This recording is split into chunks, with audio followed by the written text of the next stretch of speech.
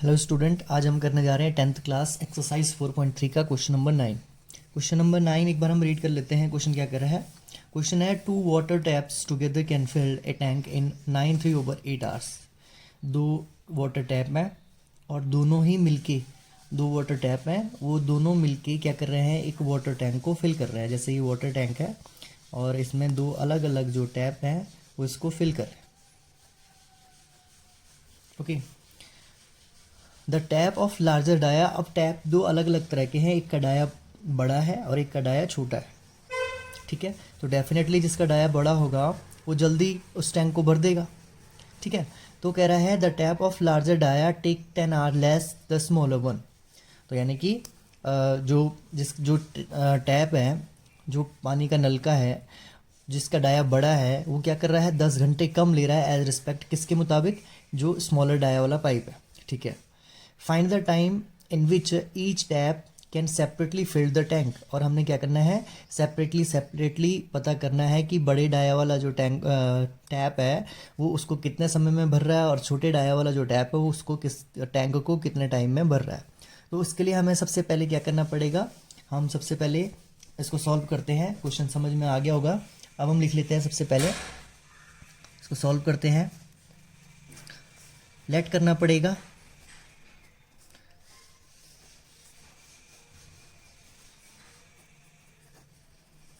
Late the time taken. किसके द्वारा time taken? By smaller dia वाला है, बाय स्मॉलर डाया वाला जो हमारे पास स्टेप है वो उसको भरने के लिए हम क्या मान लेते हैं? उसको x मान लेते हैं कि उसको भरने में वो कितना टाइम लगा रहा है। ठीक है, तो मैंने लिख लिया let the time taken by smaller dia tap is equal to x। अगर x हमने स्मॉलर डाया वाले को मान लिया तो जो बड़े डाया वाला है वो 10 घंटे क्या कर रहा है? 10 घंटे पहले उसको भर दे रहा है। तो ठीक है, तो हम क्या लिखेंगे?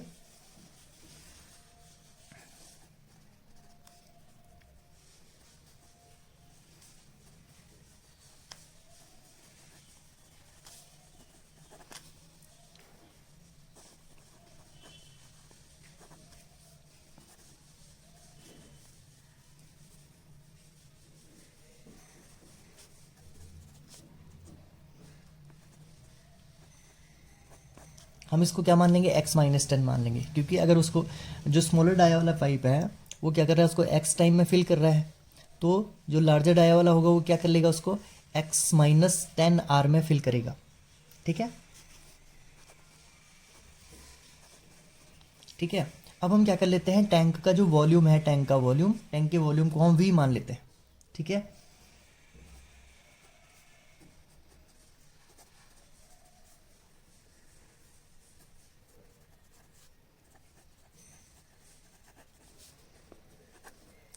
तो जो फॉर्मूला है वो फॉर्मूला क्या होता है?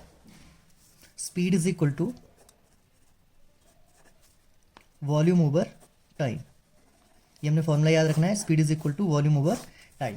ठीक है, तो अब हमें जैसे कि पता है कि दोनों टैप क्या कर रहे हैं? उसको भरने में कितना टाइम लगा रहे हैं? 9 3/8। तो हम क्या कर लेते हैं? सबसे पहले हम इसको कर लेते हैं कंडीशन हमारे पास एज अकॉर्डिंग टू क्वेश्चन। हमारे पास क्वेश्चन के अकॉर्डिंग क्या है कि दोनों मिलके उसको भर रहे हैं कितना? 9 3/8 आवर में। ठीक है, तो हम क्या कर लेते हैं? सबसे पहले हमारे पास ये हो गया volume of tank, v over time. Time पहले वाला कितना ले रहा था? x। फिर अगले वाला वॉल्यूम तो वही रहेगा, सेम, टैंक तो एक ही है ना। ठीक है, ये हो जाएगा x-10 और इज इक्वल टू दोनों मिलके उस वॉल्यूम को कितने समय में भर रहे हैं? वो भर रहे हैं उसको देखो हमारे पास ये है 9 3/8 है ना। तो इसको हम अगर ये मिक्स फ्रैक्शन में, उसको सिंपल फ्रैक्शन में ले आएंगे तो ये क्या हो जाएगा? 8 9 72 और 72 और 3 कितना हो जाएगा? 75/8। तो हम यहाँ पे लिखेंगे 75/8 हो जाएगा इस तरह से। अब आगे हमारे पास क्या होगा? ये आगे होगा v over x plus v over x-10 is equal to, ये 8 ऊपर चले जाएगा तो ये हो जाएगा v के साथ चले जाएगा 8/75। क्लियर है इतना? ओके, अब हम क्या करते हैं? इसी क्वेश्चन को मैं आगे फर्दर ले जाता हूँ, सेम ही लिखते लेता हूँ यहाँ पे, v over x plus v over x-10 is equal to v 8/75। Okay, यहाँ से हम क्या कर लेते हैं? दोनों जगह v है तो v कॉमन ले लेते हैं। v कॉमन आ गया तो यहाँ पे बच जाएगा 1/x प्लस यहाँ पे v बार चले गया तो यहाँ पे बचेगा 1/x-10 और यहाँ पे हमारे पास है v 8/75। ओके, तो नॉर्मली क्या हो जाता है कि ये जो v है, ये v अगर हम इसको इसके डिनोमिनेटर में लेके जाना चाहें, इसको यहाँ से इसके डिनोमिनेटर में लेके जाएंगे तो v से v कैंसिल हो जाएगा। ठीक है, यानी कि v से v क्या हो जाएगा, कैंसिल हो जाएगा। तो हमारे पास बन जाएगा 1/x plus 1/8 minus 10 is equal to 8/75। यहाँ तक क्लियर है सभी का? ओके, अब हम क्या करेंगे, इसको नॉर्मली जैसे हम क्वाड्रेटिक इक्वेशन सॉल्व करते हैं वैसे सॉल्व करेंगे। इन दोनों का एलसीएम ले लेंगे, तो इन दोनों का एलसीएम हमारे पास क्या हो जाएगा, x माइनस 10। जब हम एलसीएम लेते हैं तो दो डिजिट को नॉर्मली क्या कर लेते हैं, मल्टीप्लाई, यानी कि इसको इससे मल्टीप्लाई कर लेते हैं। ठीक है, तो इस तरह से मैंने इसको रख लिया है। अब इस डिजिट को इसके साथ मल्टीप्लाई कर लेते हैं तो क्या हो जाता है, x माइनस 10, बीच में साइन प्लस है, x को 1 से मल्टीप्लाई करेंगे तो x बन जाए x is equal to 8/75। Okay, अब क्या कर लेते हैं, ऊपर जो हमारे पास है, ऊपर हम ब्रैकेट खोल लेते हैं तो ये हो जाएगा x माइनस 10 प्लस x, और नीचे मेरे पास मल्टीप्लाई करना पड़ेगा x मल्टीप्लाई x, यानी कि x स्क्वायर, और x को 10 से मल्टीप्लाई करूंगा तो 10x हो जाएगा। ठीक है, और यहाँ रहेगा 8/75। ऊपर लाइक टर्म्स प्लस माइनस हो रही है, ये भी प्लस का है, ये भी प्लस का है, तो क्या हो जाएगा 2x माइनस 10, और ये हो जाएगा हमारे पास, इसको ये जो डिजिट है ये, इसको यहाँ मल्टीप्लाई में ले आते हैं ना, क्रॉस मल्टीप्लाई हो जाएगा यहाँ पे। ठीक है, ये 75 यहाँ लेके आता हूँ क्रॉस मल्टीप्लाई में, और ये चले जाएगा इसके साथ, तो 8 बाहर रख लो, और एक्स स्क्वायर माइनस 10x, इस तरह हम इसको करेंगे। ठीक है, तो हम इसको नॉर्मली मल्टीप्लाई भी कर सकते हैं, मल्टीप्लाई करना पड़ेगा। 75 से 2x को मल्टीप्लाई करूँगा तो कितना हो जाएगा, ये हो जाएगा मेरे पास 75 मल्टीप्लाई 2 यानी कि 150 x भी था तो x, और 75 को 10 से मल्टीप्लाई करूँगा तो कितना हो जाएगा 750। अब 8 को x स्क्वायर से करूँगा तो कितना हो जाएगा 8x स्क्वायर, और 8 को 10 से मल्टीप्लाई करूँगा तो कितना हो जाएगा 80x। अब लाइक टर्म एक साथ कर लेता हूँ, यानी कि सारी टर्म एक साथ ले जाता हूँ, तो इधर ही लेके जाता हूँ सारी, ये पूरी टर्म उधर लेके जाता हूँ, तो क्या हो जाएगा 8x स्क्वायर ऐसे रहेगा नॉर्मली, क्योंकि इसके साथ और कोई इसका लाइक टर्म है नहीं, और यहाँ है माइनस 80x, यहाँ से 150 इधर चले जाएगा तो ये हो जाएगा माइनस का 150x, और ये हमारे पास 750 है कांस्टेंट टर्म, ये प्लस का हो जाएगा 750, तो यहाँ बच गया हमारे पास 0। ओवरऑल हमारे पास क्या हुआ, ये हो गया हमारे पास 8x स्क्वायर माइनस, दोनों में से प्लस माइनस करेंगे, ये 70 ये हमारे पास हो जाएगा कितना, इन दोनों माइनस माइनस का प्लस हो जाएगा, सिंबल बड़ी संख्या, यानी कि माइनस का कितना हो जाएगा 230 हो जाएगा, 230x प्लस का 750 इज इक्वल टू 0। ठीक है, अब हम क्या करेंगे, यहाँ से देखते हैं कुछ कॉमन आ रहा है या नहीं आ रहा है, किसी में कॉमन आ रहा है, अगर कॉमन आ रहा है तो ज़्यादा बेटर होएगा। देखो यहाँ भी 2 है, यहाँ भी 2 है, यहाँ भी 2 है, तो 2 पहले कॉमन लेते हैं, तो यहाँ पे अगर 2 कॉमन ले लिया तो कितना बच जाएगा 4x स्क्वायर। यहाँ से कॉमन लेंगे 2 तो कितना हो जाएगा, 2 चले जाएगा, ये जाएगा हमारे पास 115 हो जाएगा। ओके, यहाँ से 2 कॉमन लेंगे तो कितना हो जाएगा हमारे पास, ये हो जाएगा 2 3 जा 6, और 2 3 जा 6, 2 7 जा 14, और 2 5 जा 10 इज इक्वल टू 0। ठीक है, अभी देखते हैं, अभी यहाँ कुछ कॉमन आ रहा है, यहाँ कुछ भी कॉमन नहीं आ रहा है। ठीक है, अब मैंने 2 कॉमन क्या क्यों लिया, क्योंकि हमारे पास जो टर्म्स हैं वो थोड़ा थोड़ा छोटी हो जाए, इसलिए मैंने 2 कॉमन ले लिया। तो ये 2 क्या हो जाएगा, 2 0 के डिनोमिनेटर में चले जाएगा, तो हमारे पास क्या बचा 4x square minus 115 x plus 375। अगर कॉमन मिल रहा है तुम्हें तो कॉमन ले लो, क्योंकि इससे हमारी डाटा जो कैलकुलेशन है वो थोड़ा क्या हो जाती है, छोटी हो जाती है, तो हमें ज़्यादा आसान हो जाता है। अब देखो यहाँ से कुछ कॉमन नहीं आ रहा है, ठीक है, 2 कॉमन नहीं आ रहा है किसी में से, तो अब देखो मैं नॉर्मली इसको सॉल्व कर लेता हूँ। a हमारे पास यहाँ पे कितना है, a हमारे पास है 4, b हमारे पास कितना है, b हमारे पास है 1 माइनस का 115, और c हमारे पास कितना है 375। यही है हमारे पास ए बी सी। अब हम इसको क्या कर लेते हैं, मिडिल टर्म स्प्लिट करके भी कर सकते हैं, क्वाड्रेटिक फॉर्मूला लगा कर भी इसको सॉल्व कर सकते हैं। तो हम क्या कर लेते हैं, मिडिल टर्म स्प्लिट करके कर लेते हैं। ठीक है, तो ए हमारे पास था 4, बी हमारे पास था माइनस का 115 यानी कि 115, और सी हमारे पास कितना है 375। हाँ 375। तो नॉर्मली हम क्या कर लेते हैं, ए को मल्टीप्लाई करते हैं सी से, तो यानी कि हमें क्या करना पड़ेगा, 4 और 375 को मल्टीप्लाई करना पड़ेगा। 375 मल्टीप्लाई 4, 4 5 जा 20 कैरी 2, 4 7 जा 28, 28 मल्टीप्लाई 2 30, 0 कैरी बचा 3, और 4 3 जा 12 और 3 15, यानी कि हमें पता चल गया है हमारे पास जो क्वाड्रेटिक इक्वेशन है वो है 4x स्क्वायर माइनस 115x और प्लस का 375। Is equal to 0। ठीक है, तो हमें क्या करना है, मल्टीप्लाई करके 1500 लेके आने हैं और प्लस माइनस करके माइनस का 115 चाहिए। तो हम क्या करेंगे, सबसे पहले 1500 के क्या कर लेते हैं, फैक्टर्स बना लेते हैं। 1500 किससे हो जाएगा, 2 से हो जाएगा, 750 हो जाएगा, फिर 2 से हो जाएगा, 2 3 जा 6 और 2 3 जा 6, 2 7 जा 14 और 2 5 जा 10, फिर 5 से होगा, 3 से कर लेते हैं, 5 से कर लेते हैं, 5 से तो डेफिनेटली हो जाएगा, 5 7 जा 35 और 5 5 जा 25, फिर 5 से होगा, 5 1 जा 5, 5 5 जा 25, फिर 5 से हो जाएगा, 5 3 जा 15, फिर 3 से हो जाएगा, 3 1 जा 3। अब हमें क्या करना है, इसको इस तरह से अरेंज करना है कि प्लस माइनस करके हमें क्या होना चाहिए, क्या होना चाहिए हमारे पास, माइनस का 115 आना चाहिए और उन्हीं डिजिट को मल्टीप्लाई करूंगा तो कितना होगा, 375। तो करते हैं क्या क्या फैक्टर बनाते हैं इसके। तो इस तरह से हमारे पास बनेगा 2 × 2 यानी कि 2 2 जा 4, 4 5 जा 20 और 20 5 जा 100। ठीक है, तो यानी कि एक बन गया हमारे पास 100, बन रहा है ना 100, एक हमारे पास हो गया 100 और एक हो गया 5 3 जा 15। अब देखो इन दोनों को मैं प्लस करूंगा तो मेरे पास कितना आना चाहिए, माइनस का 115। तो मस्ट है कि मुझे दोनों क्या करने पड़ेंगे, माइनस के लेने पड़ेंगे। माइनस का लूंगा जब मैं दोनों, तभी तो मेरे पास माइनस का 150 आएगा। और अगर इनको मल्टीप्लाई करता हूँ तो माइनस से माइनस कैंसिल हो जाएगा और मेरे पास आ जाएगा 1500। तो मेरे को पेयर मिल गए हैं, स्प्लिट कर दिया मैंने मिडिल टर्म को, तो ये हो जाएगा हमारे पास 4x² माइनस, इसको मैं कैसे लिख सकता हूँ इसको, यानी कि माइनस 115 को 115x को कितना लिख सकता हूँ, माइनस का 100x और माइनस का 15x लिख सकता हूँ ना, क्या लिख सकता हूँ, माइनस का 100x और एक हो जाएगा माइनस का 15x। तो माइनस माइनस प्लस हो जाएगा, सिंबल माइनस का ही आएगा। तो मैंने माइनस 115 की जगह लिख रहा हूँ माइनस का 100x और माइनस का 15x। और अब मैं यहाँ पे 1500 नहीं लिखूंगा, यहाँ पे वही लिखूंगा जो हमारे पास c है, 375।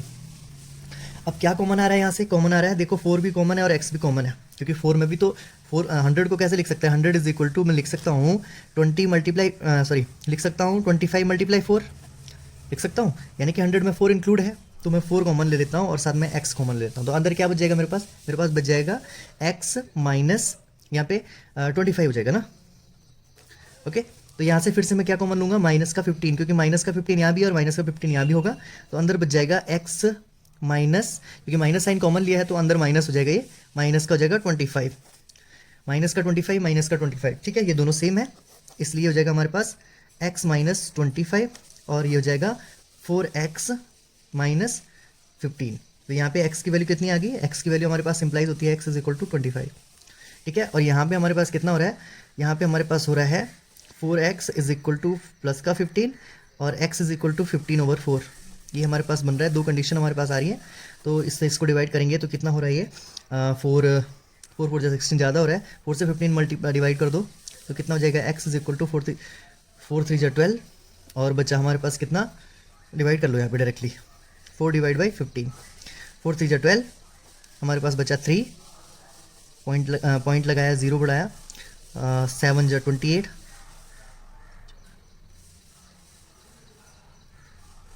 28 और हो गया 2, पॉइंट लगा 0, 4 5 2, यानी कि हम अगर इसको डिवाइड करें तो ये कंप्लीटली हो रहा है 3.75। ठीक है, तो हमारे पास दो कंडीशन है, तो कौन इसका आंसर होगा, इसके लिए हम देखो, अगर x हमने किसको माना था, x हमने माना था स्मॉलर डाया वाले को, यानी कि जो स्मॉलर डाया वाला है वो कितना टाइम ले रहा है, 25 आवर ले रहा है ना, 25 आवर ही लेगा। और लार्जर वाला कितना लेगा, लार्जर डाया वाला कितना लेगा, 25 माइनस 10 लेगा, क्योंकि जो बड़ा डाया वाला था उसको हमने क्या माना था, x माइनस 10 माना था। तो x की वैल्यू 25 आ गई, 25 माइनस 10 यानी कि कितना हो जाएगा, 15 आवर। ठीक है, अब यहाँ देखो, जो स्मॉलर डाया वाला है 3 पॉइंट कितना ले रहा है, 75 ले रहा है, तो लार्जर कितना लेगा, x माइनस 10, यानी कि x की वैल्यू कितनी हो रही है, 3.75 माइनस 10 करेंगे तो ये तुम्हारे पास पॉइंट में आएगा 6 पॉइंट समथिंग, किस में, माइनस में। ठीक है, तो टाइम क्या नहीं हो सकता, टाइम क्या नहीं करेंगे, यहाँ पे माइनस तो ले नहीं सकते, तो ये वाला केस हमारे पास पॉसिबल नहीं है और ये वाला केस हमें क्या नज़र आ रहा है, पॉसिबल बनते हुए नजर आ रहा है। ठीक है, इसलिए हमारे पास इसका आंसर हो जाएगा कि जो लार्जर डाया वाला है वो कितने टाइम में भर देगा, उसको 15 आवर में भर देगा कंप्लीटली, और जो स्मॉलर वाला है उसको फिल करने में, टैंक को फिल करने में कितना टाइम लगेगा, 25 आवर लगेगा। ठीक है, एक बार रिव्यू कर लेते हैं हमने क्या क्या किया था। सबसे पहले हमने क्या किया, जो स्मॉलर डाया वाला है उसका जो टाइम लग रहा है टैंक को फिल करने में, उसको हमने x माना। और जैसे कि क्वेश्चन हमारे पास था कि अगर लार्जर डाया उसको x टाइम में भर रहा है तो जो स्मॉलर डाया उसको x टाइम में फिल कर रहा है, तो लार्जर डाया उसको कितना में फिल करेगा, एक्स माइनस 10, यानी कि टाइम कम लगाएगा उसको फिल करने में, ठीक है। और टैंक का वॉल्यूम हमने ले लिया था v, और यहाँ पे फॉर्मूला अप्लाई किया हमने, speed is equal to volume over time.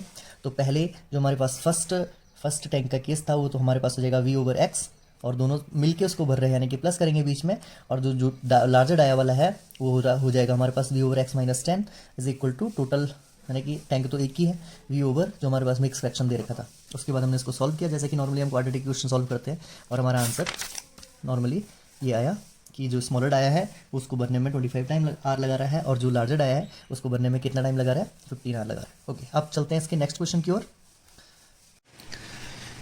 Okay student, अब हम करने जा रहे हैं 4.3 का क्वेश्चन नंबर 4.3 का क्वेश्चन नंबर 10 है। यहाँ पे है an express train take 1 hour less than the passenger train, यानी कि जो एक्सप्रेस ट्रेन है वो पैसेंजर ट्रेन के हिसाब से 1 आवर पहले हमें पहुँचा रही है। कितने किलोमीटर का डिस्टेंस तय करने में, 132। कोई दो शहर दिए हुए हैं मैसूर और बेंगलुरु के बीच, और यहाँ पे शर्त भी रखी है कि दोनों का जो इंटरमीडिएट टाइम है वो सेम है, ठीक है। यानी कि जो अगर उनका रुकने का कोई समय है जैसे 5 मिनट है 10 मिनट है तो वो दोनों का ही फिक्स है, ठीक है।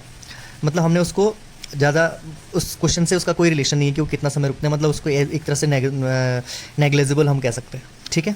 आगे क्वेश्चन पढ़ते हैं। If the average speed of express train is 11 kilometre more than the passenger train, और जो एक्सप्रेस ट्रेन की जो स्पीड है वो पैसेंजर ट्रेन के हिसाब से 11 है। तो अगर हम सपोज दैट पैसेंजर ट्रेन की स्पीड को x मान लेते हैं तो डेफिनेटली एक्सप्रेस ट्रेन को हम क्या मानेंगे, x + 11 मानेंगे, है ना। तो हम इस तरह से इसको क्या करेंगे, इसको सॉल्व करते हैं, इसका आंसर निकालते हैं। तो सबसे पहले हम क्या करेंगे, लेट करेंगे, ठीक है। तो हम लेट कर तो लिख लेते हैं, इसको सॉल्व कर देते हैं।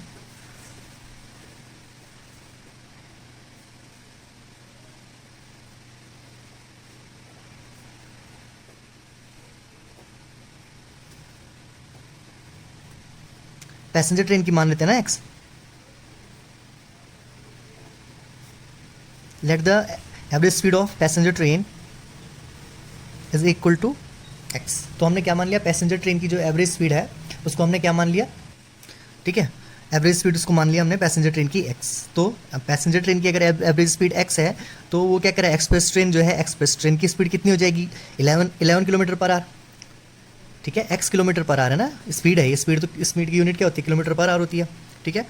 ये मीटर पर सेकंड जो भी हमारे पास यहाँ पे हमारे पास दे रखा है किलोमीटर पर आवर। तो अब हम क्या करेंगे, यहाँ पे जो पैसेंजर ट्रेन को हमने x मान लिया, उसकी स्पीड को x सेलेक्ट कर लिया। तो अब हमारे पास जो एक्सप्रेस ट्रेन है, ठीक है, तो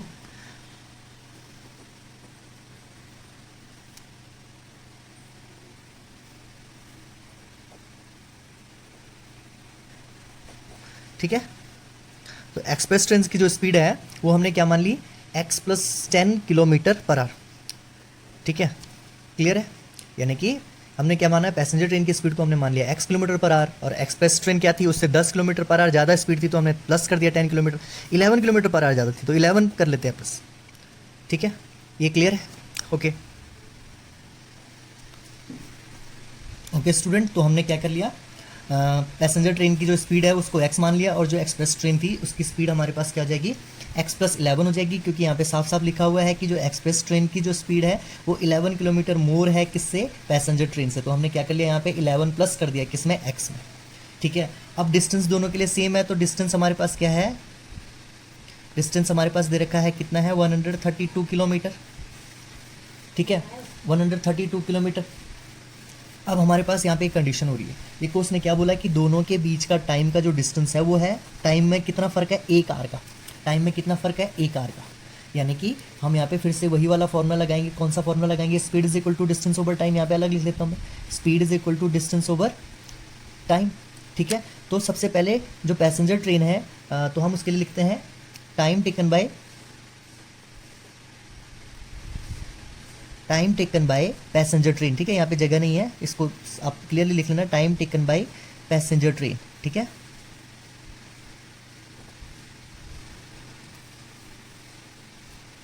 time taken by passenger train क्या हो जाएगा, यहाँ पे फिर से देखो वही वाला फॉर्मूला, टाइम आगे चले जाएगा स्पीड नीचे चले जाएगा, तो ये बन जाएगा time is equal to distance over speed, बन जाएगा ना, दिख रहा है, ओके ये बन जाएगा यहाँ पे। तो time taken by passenger train कितना हो जाएगा, T1 मान लेते हैं इसको, T1 is equal to distance तो वही है दोनों के लिए, कितना है डिस्टेंस 132, और टाइम स्पीड कितनी है उसकी पैसेंजर ट्रेन की, x, ठीक है। क्लियर है, इतना क्लियर है, ओके। अब हम मान लेते हैं एक्सप्रेस ट्रेन के लिए, ठीक है। तो हम लिख लेते हैं टाइम टेकन बाय एक्सप्रेस।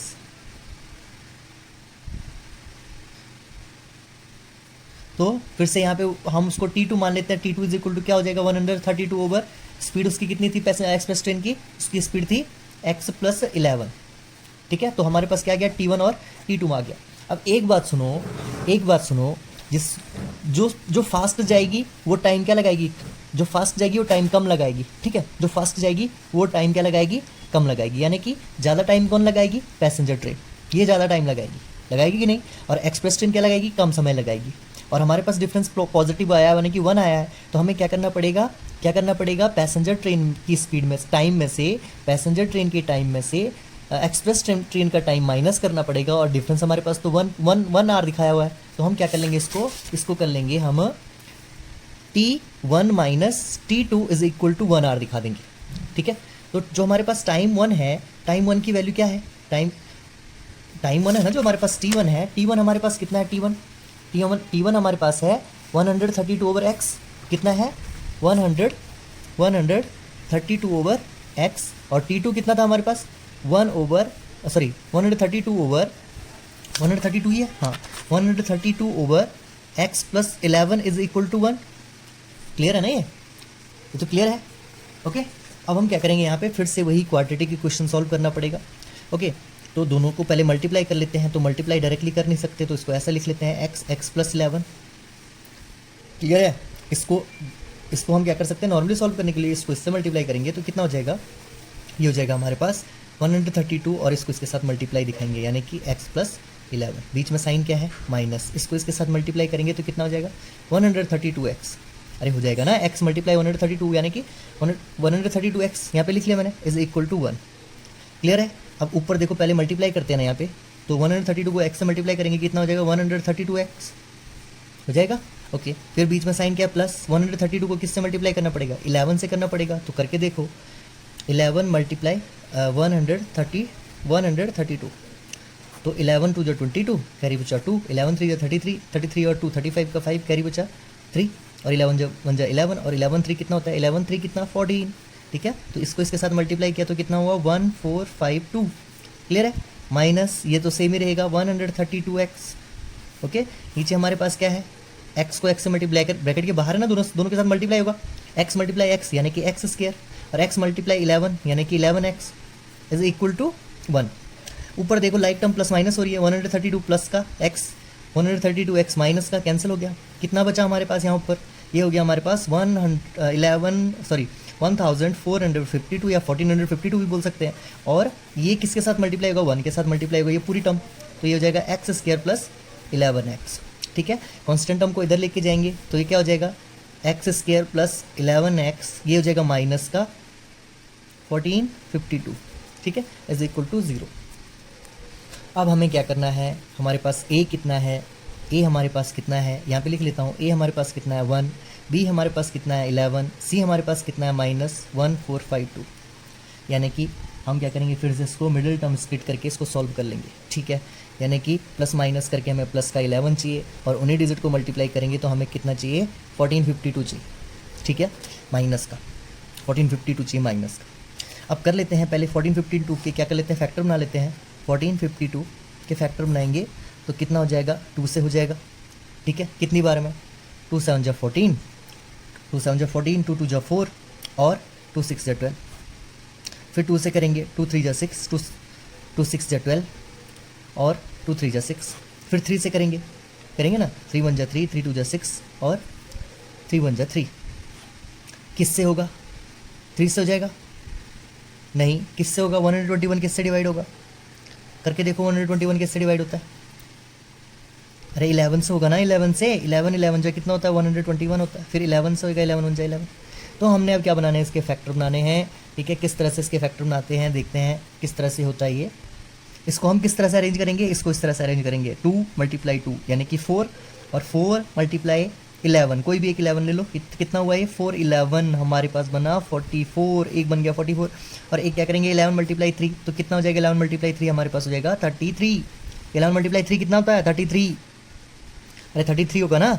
अब देखो अगर मैं इनको प्लस माइनस करूँ, ठीक है, तो मेरे को प्लस का 11 चाहिए, तो बड़ी प्लस का 11 है यानी कि बड़ी डिजिट प्लस की रखनी पड़ेगी, यानी कि हमारे पास कितना हो जाएगा, ये हो जाएगा देखो एक्स स्क्वायर प्लस का 44x, ठीक है, और माइनस का 33x और माइनस का 1452 हो जाएगा।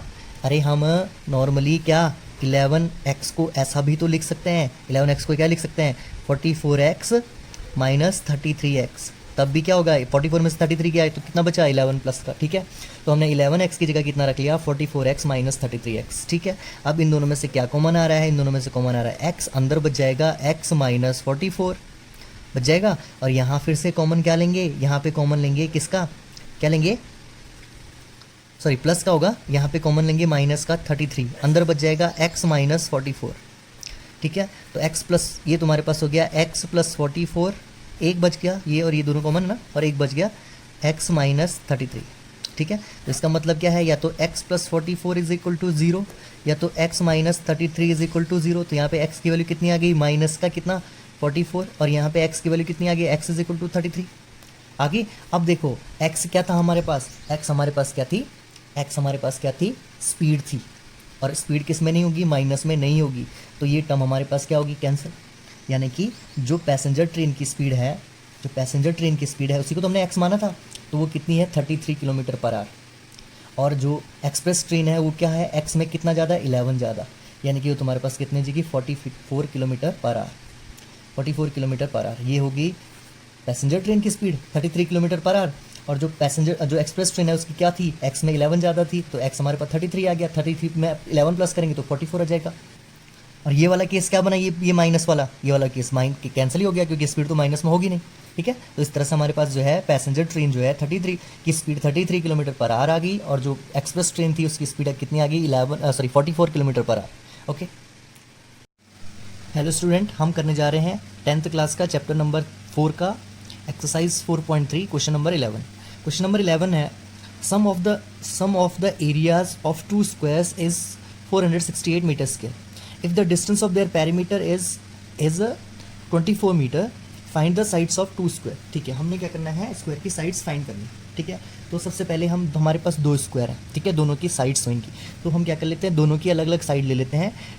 हम लिख लेते हैं let the sides of square. सबसे पहले सॉल्व कर लेते हैं इसको।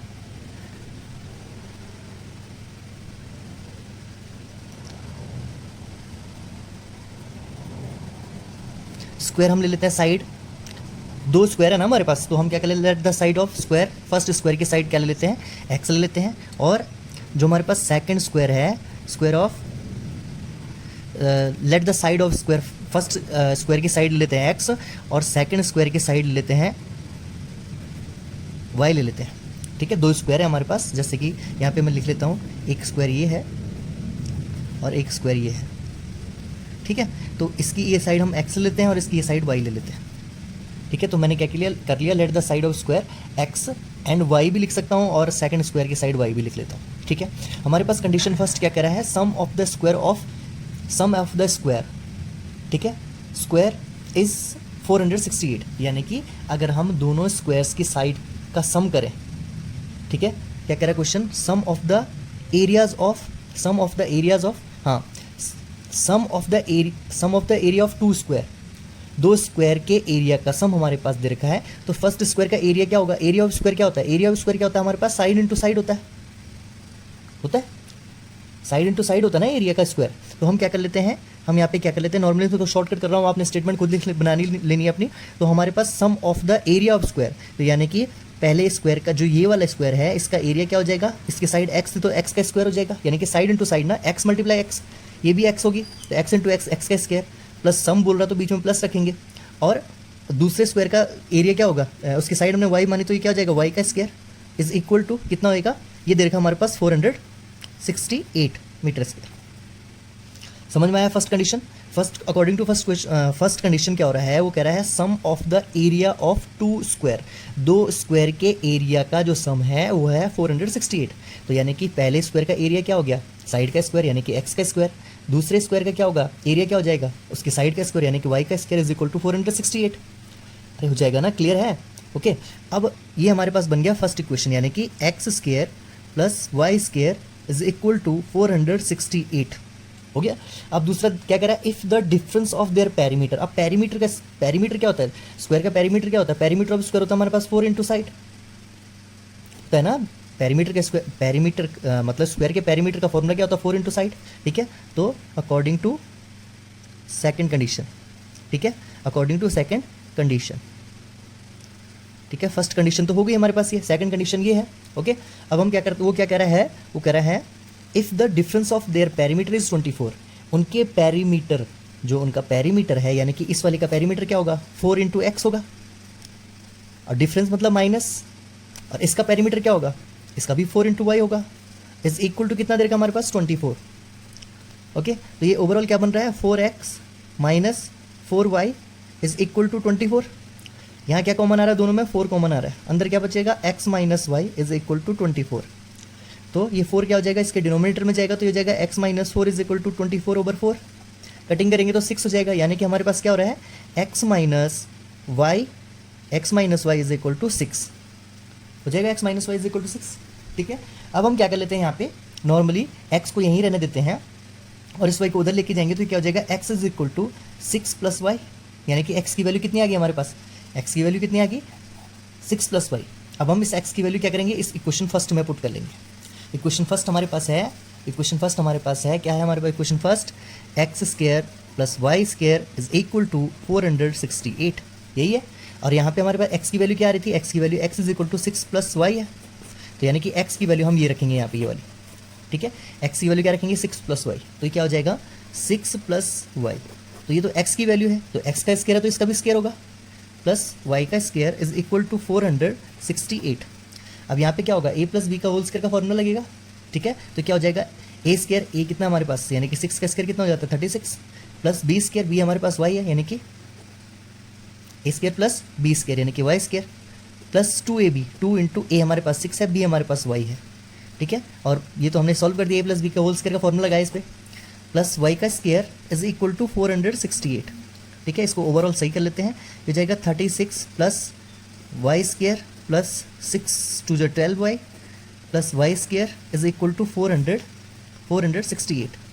ओके, अब हम इसको सही कर लेते हैं, ये हो जाएगा हमारे पास, एक स्टैंडर्ड फॉर्म में लेके आते हैं, वाई स्क्वायर कितना, y square plus Y square यानी कि 2y स्क्वायर, ठीक है। उसके बाद हमारे पास y वाली टर्म यानी कि 12y, उसके बाद कांस्टेंट टर्म हमारे पास क्या है, प्लस का 36 है, इधर का ये इधर आ जाएगा, तो ये हो जाएगा माइनस का 468 और यहाँ बच जाएगा 0। ओवरऑल प्लस लाइक टर्म ये बच गई, इनको प्लस माइनस कर देते हैं, 2y स्क्वायर प्लस 12y, इसमें से माइनस करेंगे तो कितना होएगा, माइनस का आएगा कितना, 8 में से 6 गया, कितना बचा हमारे पास 2। ओके, और उसके बाद 6 में से 3 गया तो बचा 3 और यहाँ बचा 4 इज इक्वल टू 0। तो यहाँ सारी टर्म्स में 2 आ रहा है, तो 2 कॉमन लेते हैं, ठीक है, तो 2 कॉमन लेंगे तो यहाँ पे बच जाएगा वाई स्क्वायर।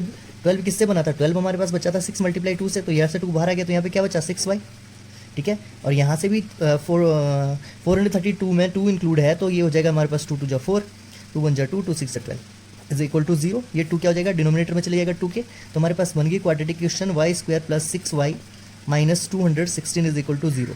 अब हमने क्या बनाने हैं, 216 के फैक्टर बनाने, ठीक है, तो 216 के फैक्टर बनाने हैं, तो कैसे बनेंगे वो, ए हमारे पास कितना है, ए हमारे पास है 1, बी हमारे पास है 6 और सी हमारे पास है माइनस का 216। तो 16 के हम क्या कर लेते हैं, पहले ए और सी को मल्टीप्लाई करेंगे तो नॉर्मली वही रहेगा 216 है ना, 1 है ए, तो अब हम बना लेते हैं 216 के फैक्टर, प्लस माइनस करके हमें क्या चाहिए, 6 चाहिए और मल्टीप्लाई करेंगे तो 216 चाहिए, ठीक है, तो कितना हो जाएगा, 2 से करेंगे 2 1 जा 2 और 2 8 जा 16 है ना, उसके बाद 2 से करेंगे 2 5 जा 10 और 2 4 जा 8, फिर 2 से करेंगे तो कितना हो जाएगा, 2 2 जा 4, 2 2 जा 4 हो जाएगा और 2 7 जा 14 हो जाएगा। फिर क्या करेंगे, 3 से करेंगे 3 9 जा 27, फिर 3 से करेंगे 3 3 जा 9, फिर 3 से करेंगे। अब हमने इसको इस तरह से अरेंज करना है कि प्लस माइनस करके हमें प्लस का 6 चाहिए और मल्टीप्लाई करके कितना 216 चाहिए, तो कर लेते हैं, कैसे बनेंगे इसके फैक्टर, तो इसके फैक्टर हम बना लेंगे 2 2 जा 4, ठीक है, और 4 3 जा 12, यानी कि एक 12 बन रहा है और एक बन रहा है 3 3 जा 9 2 जा 18, 12 और 18 और 18 में से 12 चले जाएगा तो 6 बच जाएगा, तो मिल गया हमें इसके फैक्टर मिल गए हैं। 6 को हमने स्प्लिट कर दिया है, यहाँ पे 6y रहे, वाई स्क्वायर प्लस 6y को हम कैसे लिख सकते हैं, देखो 6y है ना यहाँ पे, 6y को हम क्या लिख सकते हैं, एक हमारे पास आया प्लस का चाहिए हमें, प्लस का चाहिए तो बड़ी डिजिट हमें प्लस की रखनी पड़ेगी। 18y माइनस 12y यानी कि 6y को हम ये भी लिख सकते हैं। तो ये हो जाएगा हमारे पास प्लस का 18y और माइनस का 12y और माइनस 216 इज इक्वल टू 0। तो ये फैक्टर बन गया हमारे पास। यहाँ से क्या कॉमन आ रहा है, पहले वाले टर्म में y कॉमन आ रहा है, तो यहाँ पे बचा हमारे पास y प्लस 18, ठीक है। और यहाँ पे हमारे पास क्या कॉमन आ रहा है, यहाँ पे हमारे पास आ रहा है माइनस का 12 कॉमन आएगा, तो अंदर बच जाएगा y प्लस का 18, ठीक है। यहाँ पे प्लस माइनस कॉमन लिया तो ये डिजिट अंदर प्लस की हो जाएगी। तो हमारे पास हो गया y प्लस 18 और ये हो गया हमारे पास y माइनस 12। तो इसका मीन क्या होता है, इसका मीन ये होता है या तो y plus 18 is equal to 0 या तो y minus 12 is equal to 0। तो यहाँ पे y की वैल्यू कितनी आ रही है, माइनस 18, और यहाँ पे y की वैल्यू कितनी आ रही है, प्लस का 12 आ रही है ना, ओके। तो देखो साइड ऑफ स्क्वायर यहाँ पे क्या आ रही है, माइनस 18, तो ये तो पॉसिबल नहीं है क्योंकि साइड ऑफ स्क्वायर नेगेटिव नहीं आ सकती। तो यानी कि साइड ऑफ स्क्वायर हमारे पास क्या आ गई, एक आ गई y, एक आ गई क्या हमारे पास y की साइड कितनी आ गई 12, y वाले स्क्वायर की साइड हमारे पास कितनी आ गई, जो हमारे पास y वाला स्क्वायर था उसकी साइड कितनी आ गई 18 आ गई। अब हमें क्या निकालना है, इसकी x वाली साइड निकालनी है। तो हमारे पास यहाँ से एक फॉर्मूला बना था यहाँ पे x वाला, जो मैं लिख लेता हूँ आगे, वो था हमारे पास x is equal to 6 plus y, यही था।